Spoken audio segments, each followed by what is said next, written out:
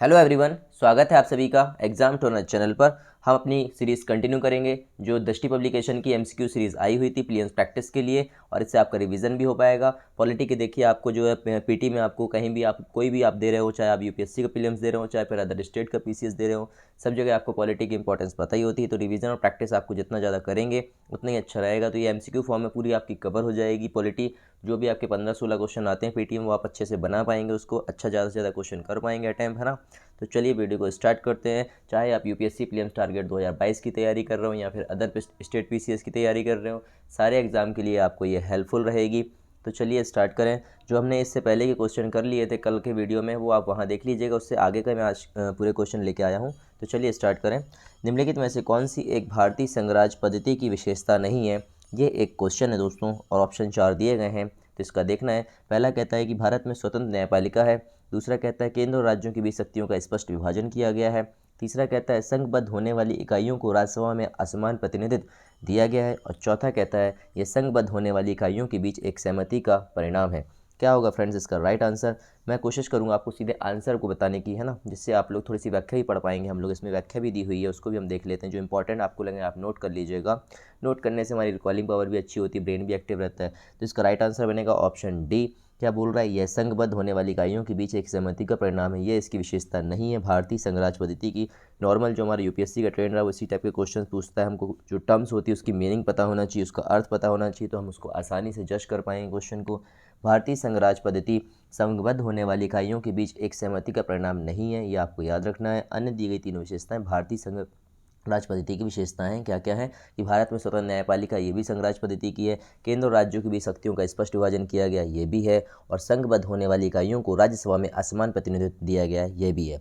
अगला क्वेश्चन कहता है दोस्तों कि संसदीय स्वरूप के शासन का प्रमुख लाभ यह है कि, अब देखिए संसदीय स्वरूप के शासन का प्रमुख लाभ क्या है आपको ये बताना है। 4 ऑप्शन दिए गए, आपको पता हो तो ऑप्शन में कमेंट बॉक्स में अपना आंसर इसको जरूर करिएगा। कार्यपालिका और विधानमंडल दोनों स्वतंत्र रूप से कार्य करते हैं। यह नीति की निरंतरता प्रदान करता है और अधिक दक्ष होता है। कार्यपालिका विधानमंडल के प्रति उत्तरदायी बनी रहती है और सरकार के अध्यक्ष को निर्वाचन के बिना नहीं बदला जा सकता है। तो इस टाइप के क्वेश्चन देखिए आप यूपीएससी में जो है रेगुलर पूछे ही जाते हैं। तो आपको पता ही है कि कार्यपालिका क्या होती है, विधानमंडल के प्रति उत्तरदायी मानी जाती है। ये वाला पॉइंट बहुत बार रिपीट किया यूपीएससी ने, फेवरेट टॉपिक होता है संघात्मक शासन, संसदीय स्वरूप, इस टाइप के क्वेश्चन यूपीएससी लेके आता है। संसदीय स्वरूप के शासन में कार्यपालिका अर्थात सरकार तभी तक बनी रह सकती है जब तक विधायिका का समर्थन हासिल होता है। भारतीय संदर्भ में चर्चा करें तो केंद्र सरकार को लोकसभा में तथा राज्य सरकार की विधानसभा में बहुमत हासिल करना होता है, जबकि अध्यक्षात्मक शासन प्रणाली में विधायिका का समर्थन हासिल करना जरूरी नहीं रहता है। संसदीय शासन प्रणाली में कार्यपालिका विधानमंडल के प्रति उत्तरदायी बनी होती है। देखिए व्याख्या पढ़ने से हमारे जो है दोनों हमको अंतर ही पता चल गया कि अध्यक्षात्मक शासन प्रणाली में क्या होता है और संसदीय शासन प्रणाली में भी क्या होता है। फ्रेंड्स नेक्स्ट क्वेश्चन देखेंगे। क्वेश्चन हमारा कहता है कि राज्य व्यवस्था के संदर्भ में निम्नलिखित में से किस एक को आप स्वतंत्रता की सर्वाधिक उपयुक्त व्याख्या के रूप में स्वीकार करेंगे? दोस्तों ये इसमें बोला जा रहा है। तो पहला ऑप्शन है राजनीतिक शासकों की तानाशाही के विरुद्ध संरक्षण। दूसरा कहता है नियंत्रण का अभाव। तीसरा कहता है इच्छा अनुसार कुछ भी करने का अवसर। और चौथा कहता है स्वयं को पूर्णतः विकसित करने का अवसर। तो क्या होगा फ्रेंड्स इसका आंसर कि भैया किस एक को आप स्वतंत्रता की सर्वाधिक उपयुक्त व्याख्या की बात की जा रही है? तो इसमें क्या होगा आपको बताना है दोस्तों। इसका राइट आंसर होगा स्वतः को पूर्णतः विकसित करने का अवसर। क्या होता है स्वयं को पूर्णतः विकसित करने का अवसर ही स्वतंत्रता का सर्वाधिक उपयुक्त व्याख्या के रूप में इनमें से जो है आपका राइट आंसर बन जाएगा ऑप्शन डी बन जाएगा दोस्तों। ठीक है, व्यक्ति पर बाहरी प्रतिबंधों का अभाव ही स्वतंत्रता है। इस परिभाषा के हिसाब से यदि किसी व्यक्ति पर बाहरी नियंत्रण या दबाव ना हो और वह बिना किसी पर निर्भर हुए निर्णय ले सके या स्वायत्त तरीके से व्यवहार कर सके तो वह व्यक्ति स्वतंत्र माना जा सकता है। हालांकि प्रतिबंधों का न होना स्वतंत्रता का केवल एक पहलू है। स्वतंत्रता का अर्थ व्यक्ति की आत्म अभिव्यक्ति की योग्यता का विस्तार करना है, उसके अंदर की संभावनाओं को विकसित करना भी है। और इस अर्थ में स्वतंत्रता वह स्थिति है जिसमें लोग अपनी रचनात्मक और क्षमताओं का विकास कर सकें। आप समझ गए होंगे कि ये क्या कहना चाहता है क्वेश्चन में। ठीक है, नेक्स्ट क्वेश्चन देखेंगे अपन फ्रेंड्स। एक क्वेश्चन हमारा ये कहता है कि निम्नलिखित में से कौन सी भारतीय संविधान की एकात्मक विशेषताएं? देखिए एक होती है संघात्मक विशेषताएं और एक होती है एकात्मक व्यवस्थाएं। इनके हमको 4-5 पॉइंट हमको जरूर पता होना चाहिए ताकि हम अपना इसको जो है मेंस में भी आपके काम आएगा, पीटी में तो ये आपको काम आने वाला है ऑप्शन को एलिमिनेट करने के लिए। तो देखते हैं एकात्मक विशेषताएं हमारी क्या कह रही हैं। देखिए आपने देखा होगा यूपीएससी जो प्रीलिम्स में जो क्वेश्चन आ रहे हैं आजकल वो डायरेक्ट आपके नहीं आते। आपको अगर पता है उन सब मतलब जो भी आपकी मीनिंग होती है, जो भी टर्म्स होती हैं, उनको आपने अगर अच्छे से समझा है, कॉन्सेप्चुअल आपके अच्छे हैं, कॉन्सेप्ट अच्छे हैं, तो आप आराम से क्वेश्चन को बना पाएंगे। तो इसलिए मैं कह रहा हूँ जितना प्रैक्टिस रिवीजन करेंगे उतना ही ज़्यादा आप क्वेश्चन को बहुत अच्छे से उसको राइट करने की प्रोबेबिलिटी बहुत ज़्यादा हो जाती है। भारतीय संविधान की एकात्मक विशेषताओं में क्या कहेगा देख लेते हैं। एकल नागरिकता, एकल संविधान, एकीकृत न्यायपालिका, संघ और राज्यों के बीच शक्तियों का विभाजन और आपातकालीन प्रावधान। अगर आप लोगों ने पढ़ा हो कि संविधान की जो संघात्मक विशेषता है उसकी मेन विशेषता क्या होती है कि संघ और राज्यों के बीच शक्तियों का विभाजन, ये किसकी होती है, हमारी संघात्मक, मान लीजिए भारतीय संविधान की संघात्मक विशेषता होती है। तो जहाँ ये वाला ऑप्शन नहीं होगा वही उसका आपका राइट आंसर। देखिए अब ऑप्शन को आप कट कर लीजिए। देखिए 4 ऑप्शन किस में है, पहले वाले में तो ये कट जाएगा, इसमें भी डी में भी है तो ये भी कट जाएगा फ्रेंड्स, और केवल 1 2 3 होगा नहीं। तो अब देखिए अपने पास ये बचा और ये बच गया। तो अपन ने ये देखा कि एकल नागरिकता, एकल संविधान बिल्कुल ये एकात्मक की विशेषता होती है, और एकीकृत न्यायपालिका ये भी होती है, और आपातकालीन प्रावधान कहीं ना कहीं ये भी आपको देखने को मिल ही जाएगा दोस्तों। तो इसका राइट आंसर रहेगा ऑप्शन सी बन जाएगा इसका राइट आंसर फ्रेंड्स, ठीक है।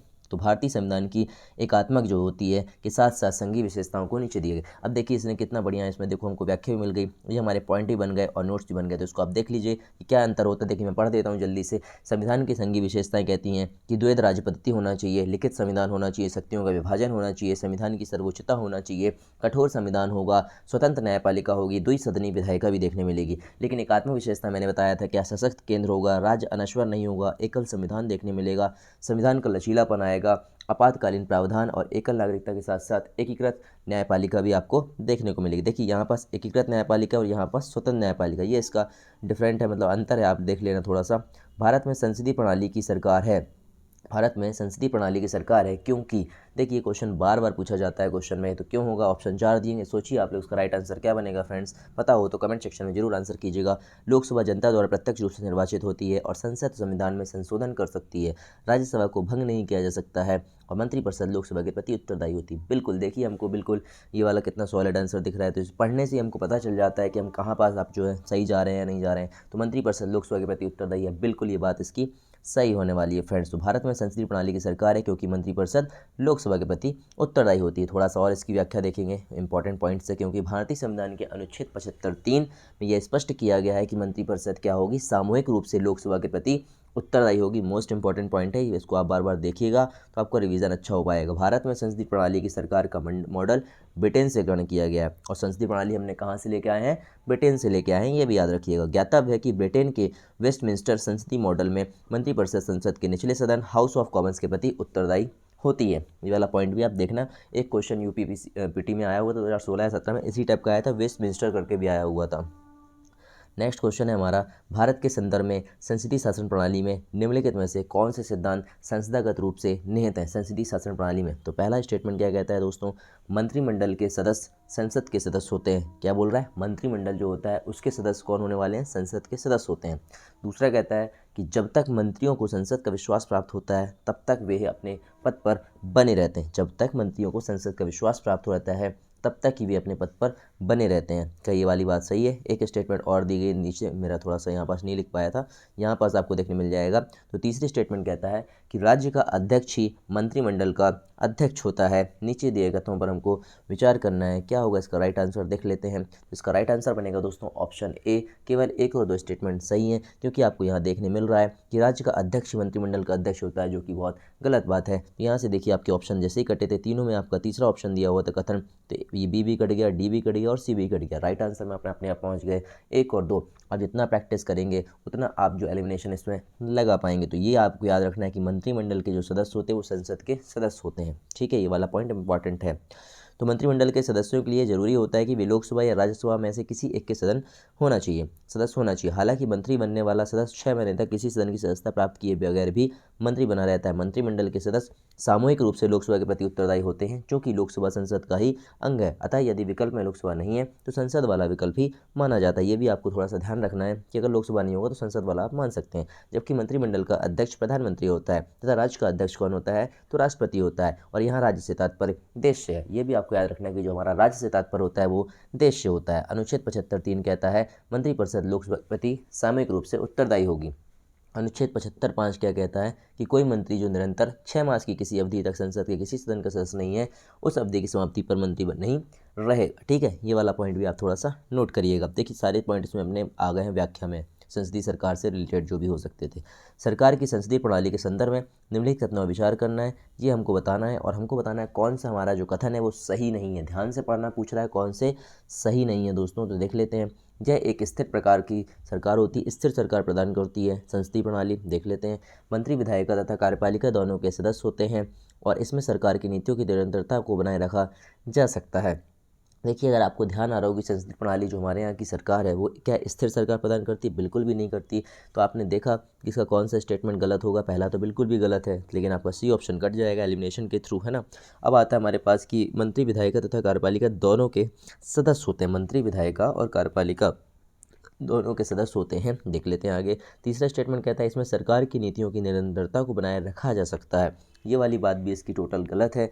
और दूसरी स्टेटमेंट जो आप देख रहे हैं वो सही है कि मंत्री विधायिका और कार्यपालिका दोनों के सदस्य होते हैं। ये बात बिल्कुल इसकी सही है। तो इसका राइट आंसर बनेगा ऑप्शन बी, क्योंकि इसमें पूछा गया था कौन से कथन हमारे सही नहीं है। तो 1 और 3 हमारा बिल्कुल भी सही नहीं है। थोड़ी सी व्याख्या पढ़ लेते हैं इसकी, क्या कहती है।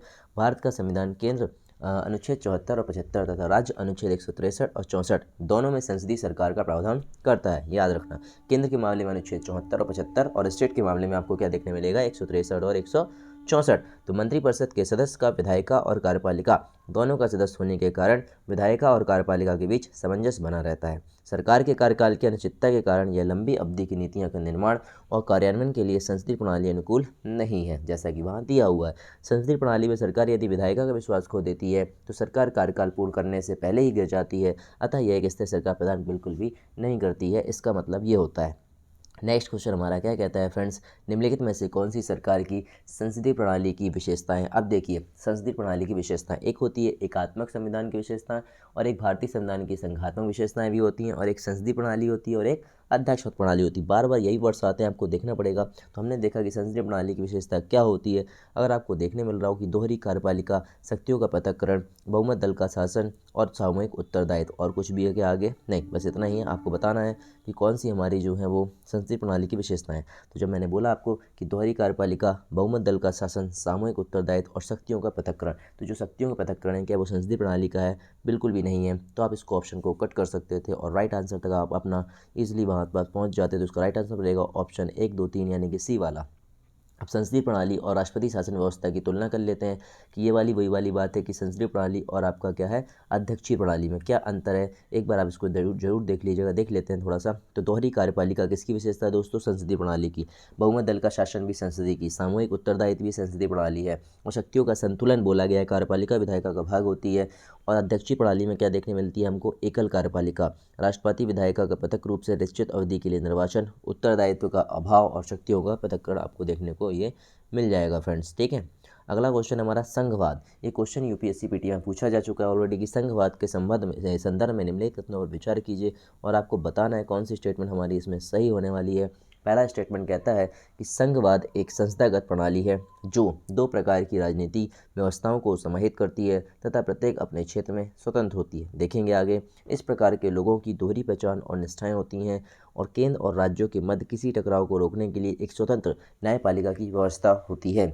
तो इसमें पूछा जा रहा है कि संघवाद से संबंधित कौन सी स्टेटमेंट इसमें सही है। तो देखिए, आपको तीसरी स्टेटमेंट बिल्कुल यहाँ राइट नज़र आ रही होगी कि केंद्र और राज्यों के मध्य किसी टकराव को रोकने के लिए एक स्वतंत्र न्यायपालिका व्यवस्था होती है। बिल्कुल ये सही बात है। हमारा कौन कौन सा ऑप्शन कटा? ऑप्शन ए कटा। अभी 3 ऑप्शन बचे हैं, कोई बात नहीं, यहाँ ज़्यादा डिफ्रेंशिएट नहीं कर पाए हमने, है ना।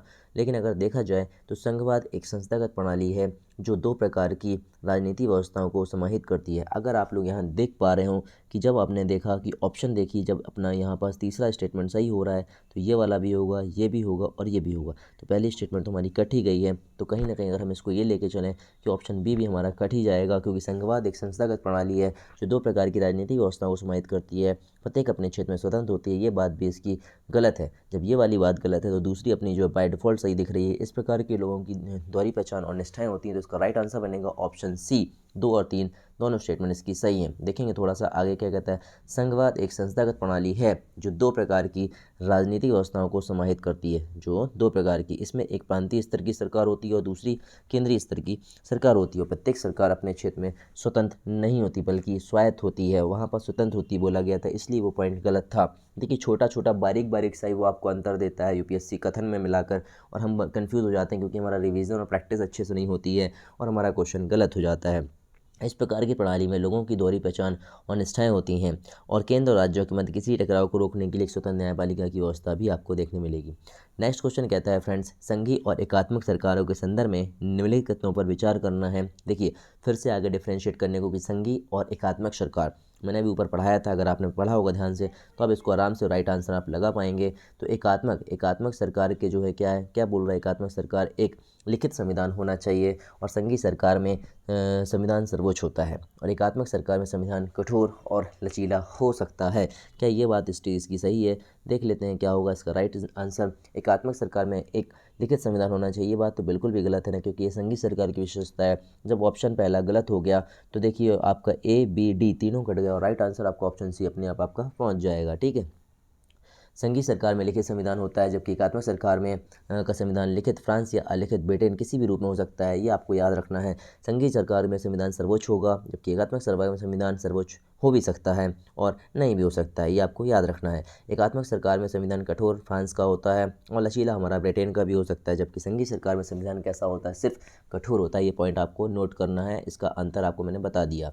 यदि किसी भी देश को रिपब्लिक या फिर गणराज्य कहा जाता है तो इसका क्या आशय होता है, और नॉर्मल इसी टाइप के क्वेश्चन यूपीएससी पीटी में आपको देखने मिलेंगे। तो हमने क्या देखा, इसका राइट आंसर बनेगा।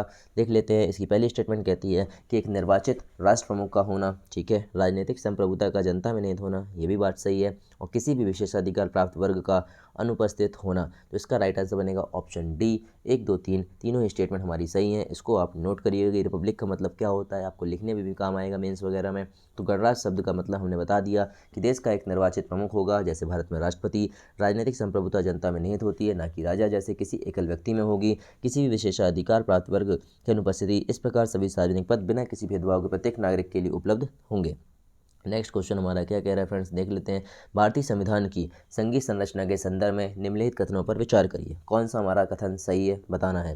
तो देखते हैं, पहला स्टेटमेंट कहता है केंद्रीकरण प्रवृत्ति में यह कनाडाई संघ के मॉडल पर के समान है। देख लेते हैं आगे। दूसरा स्टेटमेंट कहता है यह केंद्र के अनुचित हस्तक्षेप के खिलाफ राज्यों के हितों की रक्षा के लिए एक ऊपरी सदन का प्रावधान करती है। अगर आप लोग देख पा रहे हो, बिल्कुल ये बात सही है कि संघीय संरचना का जो केंद्रीकरण प्रवृत्ति वो कनाडाई मॉडल का है, बिल्कुल सही बात है। और केंद्र के अनुचित हस्तक्षेप के खिलाफ राज्यों के हितों की रक्षा के लिए एक ऊपरी सदन का प्रावधान करती है। ये बात भी इसकी थोड़ी सी सही है। तो इसका राइट आंसर क्या बन गया दोस्तों, ऑप्शन सी। 1 और 2 दोनों स्टेटमेंट सही है, थोड़ी सी व्याख्या है, जल्दी से देखेंगे हम। भारत का संविधान 2 मुख्य कारणों से संघीय प्रणाली का प्रावधान करता है। कितने कारणों से? 2 मुख्य। पहला है देश का बड़ा भौगोलिक आकार है और दूसरा इसकी सामाजिक संस्कृति विविधता।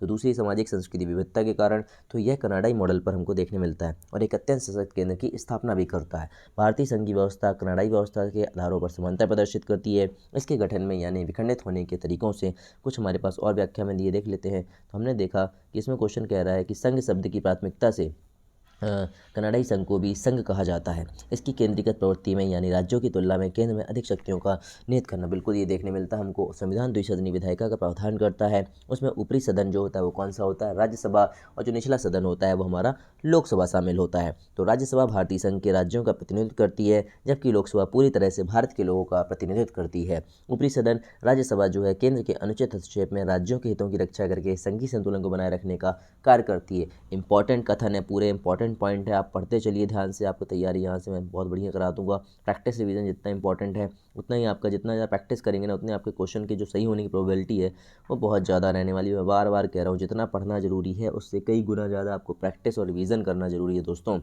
एक क्वेश्चन है, नेक्स्ट क्वेश्चन हमारा ये कहता है कि संघात्मक शासन व्यवस्था की प्रमुख विशेषताओं में सम्मिलित नहीं है, ये बोला जा रहा है इसमें। तो देख लेते हैं, संघात्मक हमने अभी ऊपर पढ़ चुके हैं तो ये राइट आंसर आपको पता चल ही जाएगा।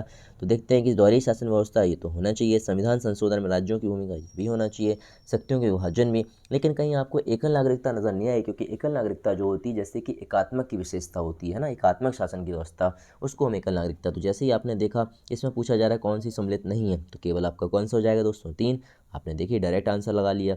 अब देखिए, दोहरी नागरिकता संघात्मक शासन की विशेषता है, एकल नागरिकता नहीं है। साथ ही दोहरी शासन व्यवस्था संविधान संशोधन में राज्यों की भूमिका, शक्तियों के विभाजन इत्यादि संघात्मक व्यवस्था की अन्य प्रमुख विशेषताएं। देखिए यहीं पास आपका रिवीजन हो जा रहा है, आप इसको 1 2 बार देख लेंगे तो आपका पूरा पॉलिटी जरूर कवर होगा और जितने भी क्वेश्चन आते हैं आप ज़्यादा से ज़्यादा क्वेश्चन वहाँ पर अटैम्प्ट कर पाएंगे पीटी में। निम्नलिखित में से कौन से भारत के संविधान के संघात्मक लक्षण, देखिए फिर से इसने पूछा कि कौन से हमारे संघात्मक लक्षण हैं, देख लेते हैं। लिखित संविधान, एकीकृत न्यायपालिका, अखिल भारतीय सेवाएं, आपात उपबंध, द्विसदनी विधायिका। अगर आप लोग देख रहे हो तो अखिल भारतीय विशेषताएं बिल्कुल भी इसका संज्ञात्मक लक्षण नहीं है। तो अगर इसको ऑप्शन को काटेंगे तो आपके दो ऑप्शन वैसे भी निकल गए, बी और डी। अब बचा ऑप्शन ए और ऑप्शन सी। तो बाय डिफॉल्ट हमारा एक और तीसरा सही हो रहा है। हमें थोड़ा सा डिस्कस करना है दूसरे वाले में, एकीकृत न्यायपालिका, क्या ये संज्ञात्मक लक्षण है? बिल्कुल भी नहीं है। ये किसका है? ये एकात्मक लक्षण होता है, इसलिए इसका राइट आंसर बनेगा ऑप्शन सी। 1 और 3 इसका राइट आंसर हो जाएगा। भारत के संविधान में एकात्मक और संघात्मक दोनों विशेषताएं हैं जो अद्वितीय और भारत की स्थितियों के प्रति अनुकूलनीय है। इसलिए केसी वेयर ने भारत संविधान को अर्धसंघीय और ग्रेनवेल ऑस्टिन ने भारतीय संघवाद को सहकारी संविधान कहा है।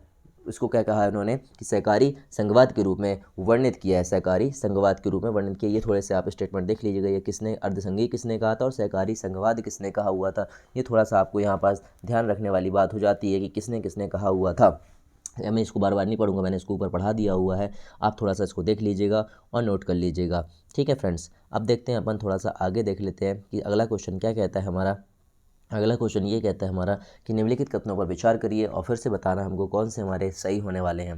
पहला कहता है कि संसद किसी भी राज्य को उसकी सहमति के बिना केंद्रीय कार्यपालिका का कोई भी कार्य सौंप सकती है। और दूसरा कहता है राष्ट्रपति किसी भी राज्य को उसकी सहमति से केंद्रीय कार्यपालिका का कोई भी कार्य सौंप सकता है। क्या ये वाली बात सही है फ्रेंड्स? जी हाँ दोस्तों, पहली तो बिल्कुल सही है कि संसद किसी भी राज्य को उसकी सहमति के बिना केंद्रीय कार्यपालिका को कोई भी कार्य सौंप सकता है। तो इसका राइट आंसर बनेगा ऑप्शन सी। 1 और 2, राष्ट्रपति भी ऐसा कर सकता है। राज्य वाला जो बात की गई है, देखेंगे इसकी व्याख्या क्या कहती है। संविधान में कठोरता और विविधता को हटाने के लिए एक कार्यकारी अंतर सरकारी प्रतिनिधिमंडल बनाने का प्रावधान है। इसके अनुसार राष्ट्रपति राज्य सरकार की सहमति से केंद्र सरकार के किसी भी कार्यकारी कार्यों को से सौंप सकता है। तो हमारा दूसरा स्टेटमेंट भी बिल्कुल सही है। इसको ध्यान से आप पढ़िएगा क्योंकि पॉलिटी के छोटे छोटे जो टर्म्स होते हैं ना, ये बार बार पढ़ने से हमारी सही होती है। इसके विपरीत राज्य का राज्यपाल केंद्र सरकार की सहमति से उस सरकार को राज्य की कार्यकारी कार्यों में से किसी एक को सौंप सकता है। प्रशासनिक कार्यों का या पारस्परिक प्रत्यायोजन सशर्त या बिना शर्त का हो भी सकता है। संविधान उस राज्य की सहमति के बिना भी केंद्र के कार्यकारी कार्यों को एक राज्य को सौंपने का प्रावधान करता है, लेकिन इस मामले में प्रत्यायोजन संसद द्वारा न कि राष्ट्रपति द्वारा। विशेष रूप से यही प्रक्रिया राज्य विधायिका द्वारा नहीं की जा सकती है। इस प्रकार केंद्र और राज्य के बीच प्रशासनिक कार्यों का पारस्परिक प्रत्यायोजन या तो किसी समझौते या किसी कानून के द्वारा किया जा सकता है। एक राज्य केवल पहली विधि का प्रयोग कर सकता है जबकि केंद्र दोनों विधियों का प्रयोग कर सकता है। फ्रेंड, अगला क्वेश्चन देखेंगे हम क्या कहता है हमारा।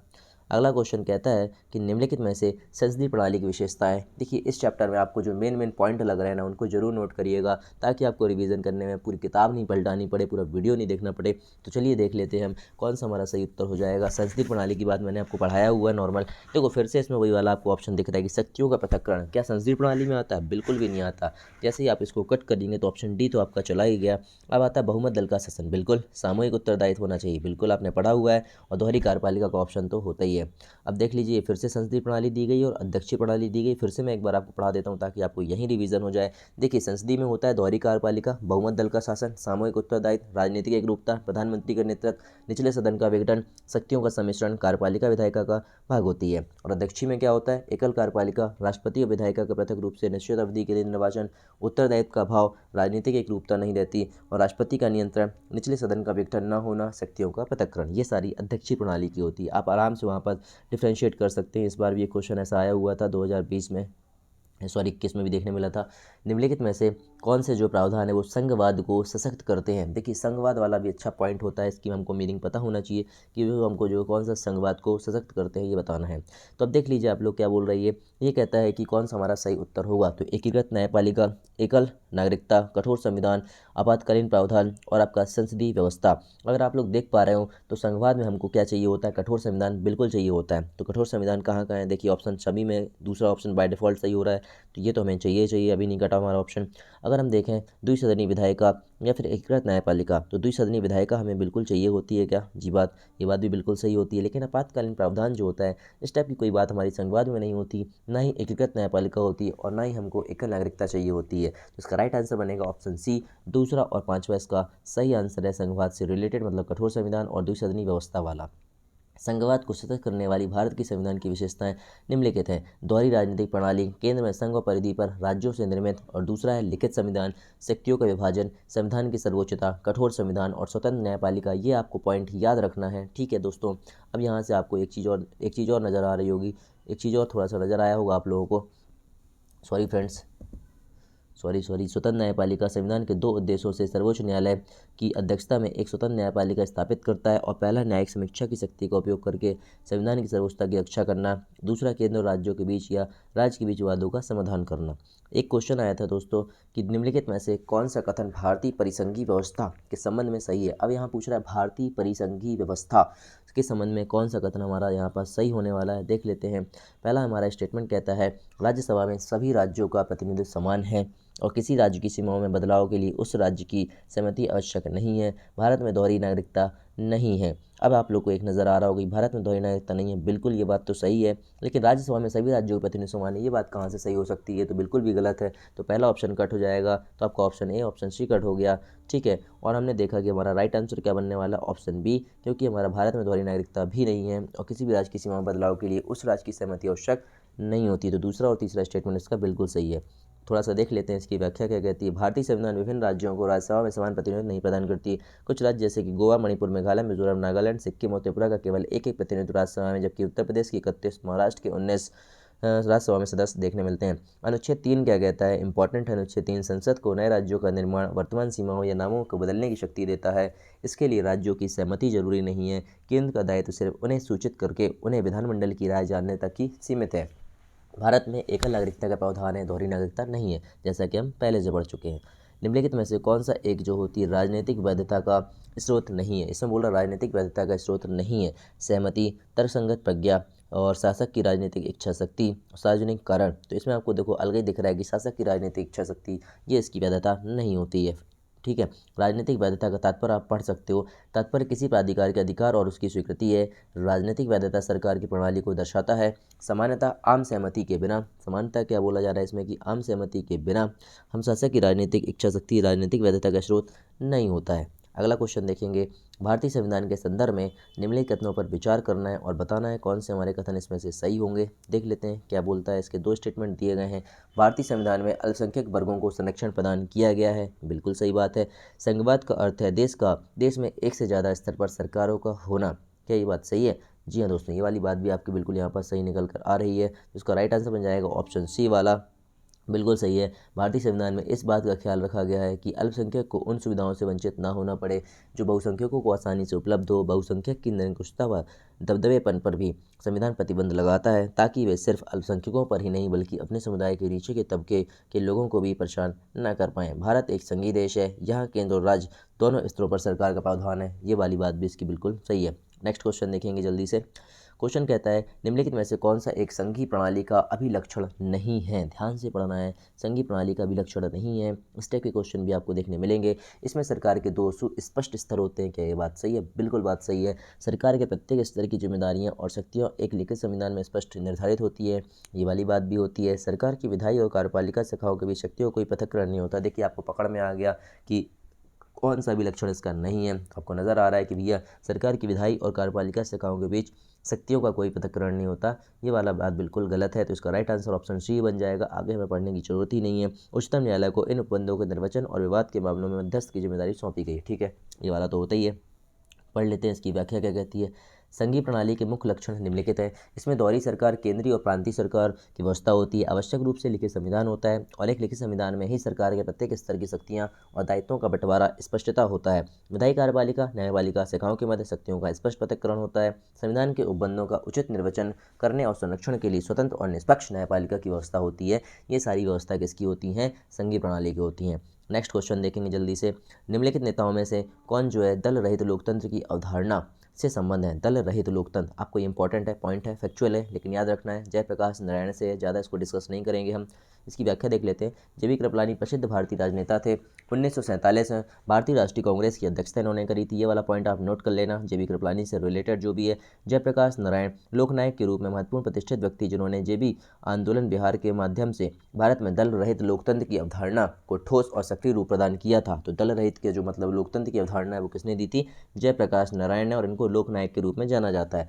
आचार्य नरेंद्र देव के बारे में बोला गया है कि भारतीय राष्ट्रीय कांग्रेस के सक्रिय सदस्य थे और 1916 से 47 तक ऑल इंडिया कांग्रेस कमेटी के भी सदस्य रहे हैं। विनोबा भावे भारत के राष्ट्रीय अध्यापक, महात्मा गांधी के आध्यात्मिक उत्तराधिकारी के रूप में माने जाते हैं। भूदान आंदोलन के द्वारा चलाया गया था। कुछ इंपॉर्टेंट व्यक्तित्व हैं, इनके बारे में कुछ दिया है तो आप नोट कर लीजिएगा। अगला क्वेश्चन कहता है भारतीय संघ के संबंध में निम्नलिखित में से कौन सा कथन हमारा सही है। तो 3 स्टेटमेंट दी गई हैं और हमको बताना है कि कौन सा स्टेटमेंट हमारे सही होने वाले हैं फ्रेंड्स। देख लेते हैं। भारतीय संघ अमेरिकी की अपेक्षा कनाडाई फेडरेशन की भांति अधिक है। और दूसरा कहता है कि अवशिष्ट शक्तियाँ संघ में निहित होती हैं और भारतीय संघ के राज्यों के पास पृथक होने का संवैधानिक अधिकार है। देखिए दूसरा तो बिल्कुल सही है कि अवशिष्ट शक्तियाँ इसमें संघ में निहित होती हैं, बिल्कुल सही बात है। और भारतीय संघ अमेरिकी की अपेक्षा कनाडाई फेडरेशन की भांति अधिक है, ये बात भी बिल्कुल सही है। लेकिन तीसरा स्टेटमेंट गलत है कि भारतीय संघ के राज्यों के पास पृथक होने का संवैधानिक अधिकार है, ऐसी तो कोई बात ही नहीं की गई है, तो ये वाला स्टेटमेंट गलत हो जाएगा। ठीक है दोस्तों, तो भारत का संविधान अनुच्छेद 1 भारत को राज्यों के संघ के रूप में परिभाषित करता है। डॉक्टर BR अम्बेडकर के अनुसार राज्यों के संघ से दो बातें आती हैं। अमेरिकी संघ के विपरीत भारतीय संघ राज्यों के बीच सहमति का प्रतिफल नहीं है, ये पॉइंट आपको याद रखना है। राज्यों को यह अधिकार नहीं है कि वे स्वयं को संघ से अलग कर सकें। ये दोनों पॉइंट बहुत इंपॉर्टेंट है, पूछा सकता है पीटी में, क्योंकि शुरुआत है ये पॉलिटी की। भारतीय संघीय व्यवस्था कनाडाई मॉडल पर आधारित है, हम पढ़ चुके हैं। अत्यंत सशक्त केंद्र होने के कारण कनाडाई मॉडल अमेरिकी मॉडल से सर्वथा भिन्न है, बिल्कुल सही बात है। और अवशिष्ट शक्तियाँ केंद्र में नहीं थे, ये भी पढ़ते आ रहे हैं, जो भारतीय संविधान की एकात्मक और गैर संघीय विशेषता है। ये दोनों पॉइंट याद रखना, एकात्मक और गैर संघीय विशेषता है। भारतीय संविधान का स्वरूप समानता संघात्मक है, किंतु संकटकालीन परिस्थितियों में यह एकात्मक रूप धारण कर लेता है। अतः भारतीय प्रणाली विनाशी राज्यों का अविनाशी संघ आपको देखने को मिल सकता है। अगला क्वेश्चन कहता है कि लोकतंत्र के बारे में निम्नलिखित कथनों पर विचार करना है और हमें बताना है कौन से कथन हमारे सही हैं। देखिए लोकतंत्र की मीनिंग आपको पता होना चाहिए। इसमें लोगों द्वारा निर्वाचित सरकार का गठन होता है। क्या ये बात सही है? बिल्कुल सही बात है। लोकतंत्र का मतलब यही होता है। लोकतंत्र में वर्तमान में सत्तासीन लोगों के हारने की संभावना काफ़ी होती है। प्रत्येक मत का मूल्य एक ही होता है, ये बात भी बिल्कुल सत्य बात है। इसको आपको अगर देख रहे हो तो तीनों बातें हमको पॉजिटिव आ रही हैं, तो इसका राइट आंसर बनेगा 1, 2, 3 ऑप्शन बी हमारा बिल्कुल यहाँ पर सही होने वाला है फ्रेंड्स। थोड़ा सा व्याख्या है, देख लेते हैं। लोकतंत्र शासन का वह रूप है जिसमें जनता शासकों का चुनाव करती है, जैसे हमारे यहाँ होता है। लोकतंत्र में चुनाव लोगों के लिए निष्पक्ष अवसर और विकल्प उपलब्ध कराता है तथा इस आधार पर मौजूदा सत्ताधारी शासकों के हारना और बदलने की संभावना बनी रहती है। लोकतंत्र में हर वयस्क नागरिक का एक मत होता है और हर मत का समान मूल होता है, ये बात भी आपको पता होना चाहिए। राजनीतिक सैद्धांतिक के संदर्भ में निम्नलिखित कथनों पर विचार करिए और बताइए कि कौन सी स्टेटमेंट हमारी यहाँ पास सही निकल के आती हैं। 3 स्टेटमेंट दी गई दोस्तों, देख लेते हैं क्या होता है राजनीतिक सैद्धांतिक। तो पहला कहता है संविधानों को आकार देने वाले सिद्धांतों एवं विचारों से संबंधित है। दूसरा कहता है स्वतंत्रता, समानता और न्याय के अर्थों को स्पष्ट करती है। विधि के शासन, शक्ति पार्थक और न्यायिक पुनर्लोकन के सिद्धांतों की अर्थवत्ता का परीक्षण करती है। ये तीनों ही चीज़ आपको राजनीतिक सिद्धांतिक में हमको देखने मिलेगा। संविधान के आकार को देने वाले सिद्धांतों के विचार से संबंधित भी होती है। स्वतंत्रता, समानता और न्याय के अर्थों को स्पष्ट भी कर रही होती है। और तीसरा कहता है विधि के शासन, शक्ति पार्थक्य, न्यायिक पुनरावलोकन के सिद्धांतों की अर्थवत्ता का परीक्षण भी करती है। ठीक है फ्रेंड्स, अगला देख लेते हैं क्या कहता है हमारा। नेक्स्ट क्वेश्चन कहता है हमको, ये तो व्याख्या मैंने वही बता दी है कि विधि और न्याय व्यवस्था के संदर्भ में कथनों पर विचार करो और बताओ कि कौन सी स्टेटमेंट इसकी सही है। विधि और न्याय व्यवस्था। भारत में विधि का प्रमुख स्रोत संविधान, संविधि, प्रचलित कानूनों और निर्णय विधि होती हैं, देखेंगे आगे। दूसरा स्टेटमेंट कहता है भारत में स्थानीय परिपाटियाँ और परंपराएं जो संवैधानिकता, नैतिकता आदि के विरुद्ध नहीं हैं और वे मान्यता प्राप्त हैं को भी कुछ क्षेत्रों में न्याय करते हैं, समय न्यायपालों और द्वारा ध्यान में रखा जाता है। इसका राइट आंसर क्या होगा दोस्तों? देखिए अगर आप देख पा रहे हैं कि भारत में विधि का प्रमुख स्रोत संविधान, संविधि, प्रचलित कानून और निर्णय विधि, बिल्कुल सही बात है, ये तो हमको चाहिए। भारत में स्थानीय परिपाटियाँ, परंपराएं जो संवैधानिकता, नैतिकता आदि के विरुद्ध नहीं है, मान्यता प्राप्त हैं, कुछ भी क्षेत्रों में न्याय करते समय न्यायपालिका द्वारा ध्यान में रखा जाता है, ये भी बात इसकी सही है। तो ऑप्शन सी इसका राइट आंसर हो जाएगा, यानी कि 1 और 2 दोनों कथन इसके सही है। भारत में विधि और न्याय व्यवस्था के संदर्भ में उपयुक्त दोनों कथन हमारे सही हैं। तो भारत में विधि का प्रमुख स्रोत संविधान, विधि, प्रचलित कानून और निर्णय विधि हैं। कानून संसद, राज्य और संघ राज्य क्षेत्रों की विधानसभाओं द्वारा बनाए जाते हैं, आपको पता ही है ये सब। इसके अलावा अनेक अधीनस्थ विधान भी हैं। भारतीय क्षेत्र के अंदर सभी अदालतें उच्चतम न्यायालय के फैसलों को मानने के लिए बाध्य हैं। स्थानीय परिपाटियाँ, परंपरा, ये मैं ऑलरेडी पढ़ चुका हूँ, ये थोड़ी सी इसकी व्याख्या आप देख लीजिएगा। नेक्स्ट क्वेश्चन देखते हैं।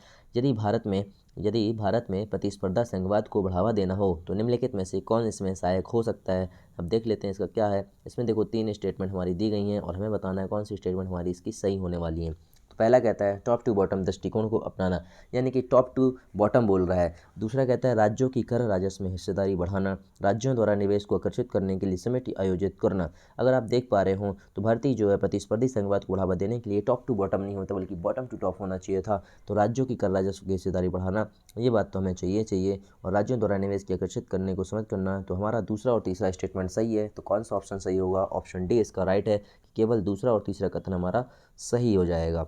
देख लेते हैं थोड़ी सी व्याख्या। ऊपर से नीचे की ओर संबंधी दृष्टिकोण प्रतिस्पर्धी संघवाद में बाधा डालता है। इसके अंतर्गत विकेंद्रीकरण की नीति अपनाई जाती है। जब राज्यों के पास पर्याप्त वित्तीय संसाधन होंगे तो वे अपनी आवश्यकताओं के अनुसार स्वतंत्रतापूर्वक नीति का निर्माण कर सकेंगे। नेक्स्ट क्वेश्चन क्या कहता है देख लेते हैं जल्दी से दोस्तों। नेक्स्ट क्वेश्चन कह रहा है हमारा कि भारतीय राज्य व्यवस्था की गैर संघीय प्रकृति के लिए निम्नलिखित में से कौन सा विकल्प उत्तरदायी नहीं है। अब देख पा रहे हो आप लोग कि गैर संघीय प्रकृति के लिए निम्नलिखित में से कौन सा एक विकल्प उत्तरदायी नहीं है। इसका मतलब एकात्मक होता है। तो पढ़ते हैं अपन। तो भारतीय संघ में कुछ शक्तियां निहित हैं जो केंद्र को राज्यों से अधिक शक्तिशाली बनाती है, जैसे एकल संविधान, एकल नागरिकता, संघ की अविनाशकता, अखिल भारतीय सेवाएं, राज्यपाल का पद और उसके विवेकाधिकार। ठीक है, आगे देखेंगे संविधान का व्यवहारिक क्रियान्वयन जिसके तहत राज्य संसाधनों के लिए संघ पर निर्भर है, अवशिष्ट विषयों पर विधि बनाने की शक्ति संसद में निहित होना और गठबंधन की राजनीति के उद्भव से राज्यों का केंद्र की ओर आकर्षित होना ताकि वे केंद्रीय राजनीति से जुड़ सकें और इसमें जो है केंद्र मजबूत हुआ है। तो क्या होगा इसका राइट आंसर आपको पता होना चाहिए। गैर संघीय प्रकृति देखिए वर्ड वहीं पास ये घुमाएगा और ऐसे ही हमारे क्वेश्चन में भी जो है मतलब हेर फेर किया जाता है शब्दों का, इसी को हमको पकड़ना है और ये हम जो है प्रैक्टिस और रिवीजन से ही कर सकते हैं। सिर्फ थ्योरी पढ़ने से काम नहीं चलेगा। जितना थ्योरी इंपॉर्टेंट उतना मैं बोल रहा हूँ बार बार कि एमसीक्यू आपको इतने लगा लेने हैं ताकि आप वहाँ पर फेमिलियर हो जाएं और आपके क्वेश्चन के राइट होने की प्रोबेबिलिटी बहुत ज़्यादा हो जाए। इसका राइट आंसर होगा ऑप्शन डी, गठबंधन की राजनीति के उद्भव से राज्यों का केंद्र की ओर आकर्षित होना ताकि वे केंद्रीय राजनीति से जुड़ सकें और इसमें केंद्र मजबूत हो सके। अब देखेंगे नेक्स्ट क्वेश्चन क्या कहता है फ्रेंड्स। भारतीय संविधान के निम्नलिखित में से कौन से संघात्मक लक्षण विद्यमान होते हैं। देख लेते हैं। संविधान सर्वोच्च है, देखेंगे आगे। दूसरा कहता है संघ और राज्यों के बीच शक्तियों के विभाजन। तीसरा कहता है न्यायपालिका की स्वतंत्रता। अगर आप लोग देख पा रहे हो कि संघ और राज्यों के बीच शक्तियों के विभाजन, तो ये मेन लक्षण है। न्यायपालिका की स्वतंत्रता ये भी है और संविधान सर्वोच्च है ये भी हो जाएगा। तो इसका राइट आंसर बनेगा 1, 2, 3, मतलब तीनों स्टेटमेंट इसकी सही है फ्रेंड्स। फिर से देखिए, एक साइड संघात्मक लक्षण है, एक साइड एकात्मक लक्षण है। आप लोगों को बताऊं कंफ्यूज नहीं होना, तो आप एक की बहुत अच्छे से पढ़ लीजिए 5-6 पॉइंट, ताकि आप वहाँ पास जो है अंतर करके एलिमिनेट करके आप आराम से आंसर पहुँच जाएंगे। या तो संघात्मक पूछेगा या एकात्मक पूछेगा, दो ही चीज़ पूछी जाती है तो आपको पता ही है। तो एकात्मक का मतलब होता है राज्यों के लिए एकल संविधान, एकल नागरिकता और राज्य का अविनाशी न होना, संघ की अधिक विधायक शक्तियाँ होंगी, राज्यों के कानूनी क्षेत्र में केंद्र की प्रविष्टि अधिक होगी। नेक्स्ट क्वेश्चन देखेंगे क्या कहता है। नेक्स्ट क्वेश्चन कहता है निम्नलिखित कथनों पर विचार करिए और बताइए कौन से कथन हमारे इसमें सही हो जाएंगे। संविधान में परिसंघ यानी फेडरेशन शब्द का उपयोग नहीं है। इसको थोड़ा आप देखिएगा कि परिसंघ फेडरेशन शब्द का उपयोग नहीं है, ये कह रहा है। दूसरा कहता है देश के विशाल आकार और सामाजिक सांस्कृतिक विविधता के कारण भारत में संघीय प्रणाली को अपनाया गया है। और अगला क्वेश्चन क्या कह रहा है फ्रेंड्स कि संविधान का लचीलापन संविधान की एक संघीय विशेषता है। क्या संविधान का लचीलापन एक संविधान की विशेषता है? ये क्या एक संघीय विशेषता है? बिल्कुल भी नहीं है। ठीक है दोस्तों, तो ऑप्शन तीसरा जब कटेगा तो ऑप्शन सी कट गया, डी कट गया और हमारे पास बचा ऑप्शन ए और ऑप्शन बी। तो हमने देखा कि हमारा जो बाय डिफ़ॉल्ट दूसरा जो है वो बिल्कुल सही हो रहा है। तो पहले पे हम विचार करेंगे कि संविधान में परिसंघ फेडरेशन शब्द का उपयोग नहीं है। ये बात याद रखना, बिल्कुल सही बात है, कहीं भी हमारे संविधान में इसका उल्लेख नहीं किया गया है। परिसंघ फेडरेशन शब्द का उपयोग संविधान में नहीं किया गया है। इसके स्थान पर अनुच्छेद 1 में संविधान भारत को राज्यों के संघ के रूप में स्वीकार किया गया। ये आप याद रखना, ना कि फेडरेशन ऑफ स्टेट्स के रूप में किया गया है। तो संविधान निर्माताओं ने संघीय ढांचे के दो प्रमुख कारणों को अपनाया। पहला है देश का विशाल आकार। संघीय क्यों अपनाया? क्योंकि देश का कैसा है, विशाल आकार है। और दूसरा सामाजिक सांस्कृतिक विविधता। ये पॉइंट भी आप नोट करिएगा। संघीय व्यवस्था देश के दक्ष प्रशासन को सुनिश्चित करती है और क्षेत्रीय स्वायत्तता के साथ साथ राष्ट्रीय एकता को भी बनाए रखा जा सकता है। और संविधान का लचीलापन केंद्रीकृत और गैर परिसंघीय संविधान की एक विशेषता है। भारत में संघीय व्यवस्था के तहत कठोर संविधान की विशेषता निहित होती है। निम्नलिखित कथनों पर विचार करिए और बताइए संवैधानिक सरकार वह है। अगर आप लोगों ने देखा हो कि संवैधानिक सरकार से रिलेटेड क्वेश्चन 2021 पीटी में भी बिल्कुल पूछा गया था और प्रीवियस ईयर भी पूछा गया था। ये क्वेश्चन हर एक साल में छोड़कर जरूर पूछा जाता है, तो इसकी मीनिंग हमको बहुत अच्छे से पता होना चाहिए। पूछ रहा है कि कौन सी स्टेटमेंट हमारी सही होगी। जो राज्य की सत्ता के हित में व्यक्ति की स्वतंत्रता पर प्रभावकारी प्रतिबंध लगाती है, क्या ये संवैधानिक सरकार है? देखते हैं आगे। जो व्यक्ति की स्वतंत्रता के हित में राज्य की सत्ता पर प्रभावकारी प्रतिबंध लगाती है। जी हाँ दोस्तों, अगर आप पढ़ पा रहे हैं तो आपको पॉजिटिविटी नज़र आ रही होगी दूसरी स्टेटमेंट के साथ कि जो व्यक्ति की स्वतंत्रता के हित में राज्य की सत्ता पर प्रभावकारी प्रतिबंध लगाती है। यही आपने पढ़ा होगा आपने लक्ष्मीकांत में। तो यही आपका जो इसका राइट आंसर होगा ऑप्शन दूसरा। तो केवल दूसरा इसका कथन सही होने वाला है। संवैधानिक सरकार राज्य की सत्ता के हित में व्यक्ति की स्वतंत्रता पर प्रभावकारी प्रतिबंध नहीं लगाती, बल्कि व्यक्ति की स्वतंत्रता के तौर हित में राज्य की सत्ता पर प्रभावकारी प्रतिबंध लगाती है। उदाहरण के तौर पर भारत में स्थापित संवैधानिक सरकार लोगों को मौलिक अधिकार प्रदान करती है। ये मौलिक अधिकार न्यायालय द्वारा प्रवर्तनीय है और राज्य की सत्ता पर एक सीमा तक अंकुश लगाते हैं। इस टाइप का ये आपने देखा तो आज के लिए बस इतना ही दोस्तों, पढ़ते रहिए, ध्यान रखिए अपना, मुस्कुराते रहिए। जो चैनल पर नए आए तो प्लीज़ चैनल को सब्सक्राइब कर लीजिए, नोटिफिकेशन बेल को प्रेस कर लीजिए, जिससे आने वाली वीडियो की नोटिफिकेशन आप लोगों तक पहुंचती रहे। मैं इसी को पूरा कंटिन्यू करूंगा जब तक ये पूरी ख़त्म नहीं हो जाती है। और ऐसे ही मैं आपको जो है हिस्ट्री का भी कराऊंगा, ज्योग्राफी का भी करा दूंगा, इन्वायरमेंट का भी करा दूंगा, और सारे हम जो है कवर कर लेंगे 4 जून से पहले, ताकि आप लोगों के पास इतने एमसीक्यू आप सॉल्व कर चुके हो। 4 से 5 हज़ार अगर आप एमसीक्यूज़ लगा लेंगे स्टेटमेंट वाइज वाले, तो आपका पूरा जो सब्जेक्ट है वो ओवरऑल रिवीजन और प्रैक्टिस हो जाएगा, और आप सारे क्वेश्चंस के साथ जो है फेमिलियर हो जाएंगे। तो इससे पहले की वीडियो आप प्लेलिस्ट में आकर जरूर देखिएगा, मैंने प्लेलिस्ट बनाई हुई है। उसमें आपको मैंने यूपीएससी एनसीईआरटी करके भी एक प्लेलिस्ट बनाई, और ये आपका दृष्टि पब्लिकेशन का पॉलिटी जो मैंने चालू किया इसका भी बनाया। कल मैंने इसका पहला पार्ट अपलोड किया था, वो आप देख लीजिए। उससे आगे का आज का ये दूसरा पार्ट है, और ऐसे मैं आपको रेगुलर पूरे चैप्टर करा दूंगा। मिलते हैं अगले वीडियो में, टेक केयर।